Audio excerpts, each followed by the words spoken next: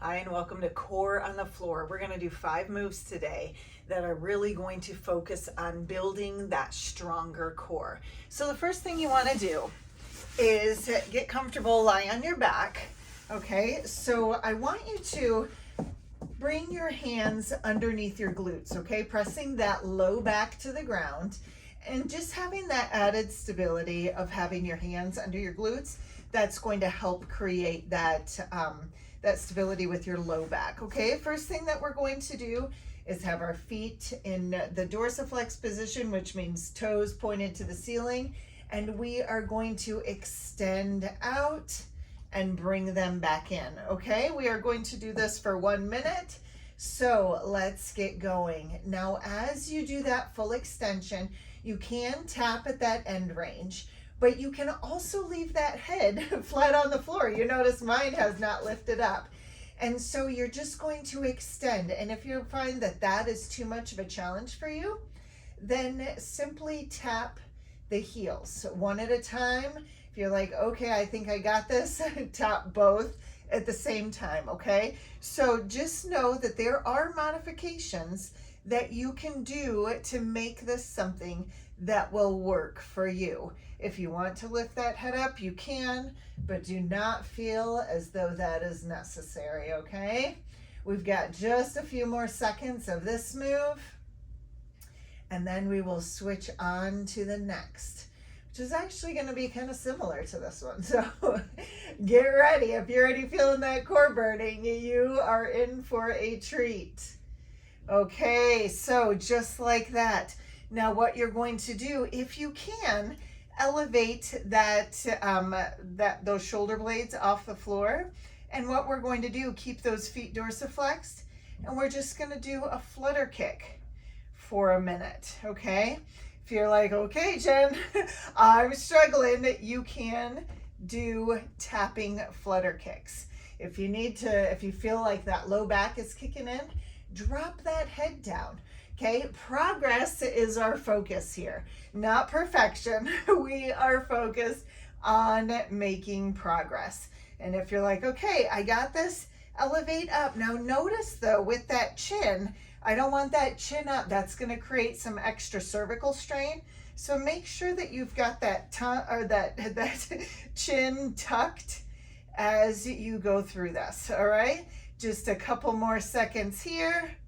And then we're going to go into a side crunch. So 3, 2, 1. Now this next one, you're going to keep your feet on the floor. And what you're going to do is you are going to elevate up, just because it's going to be a little necessary, to reach for that pinky toe. Okay, we are going to do this just to the one side for 1 minute. All right, so as you're going, you can reach for that pinky toe. If you just hit your heel, that is perfectly fine. If you just have a shorter range of motion, once again, perfectly fine. If you feel that neck kicking in, then just tuck to the side and drop it down a little. Maybe you have a nice little emotional support animal like Larry who cheers you on regardless, all right? It's always nice having the boys be part of it. I know a lot of times they like to do different things, but it always makes it nice to have friends join you. Okay, just like that, our minute is done. Now we're flipping over to the other side, and you can put that other hand on your abs if you want to feel those obliques, those side abs really working. They will be kicking in something good here. And so we've got one more move after this.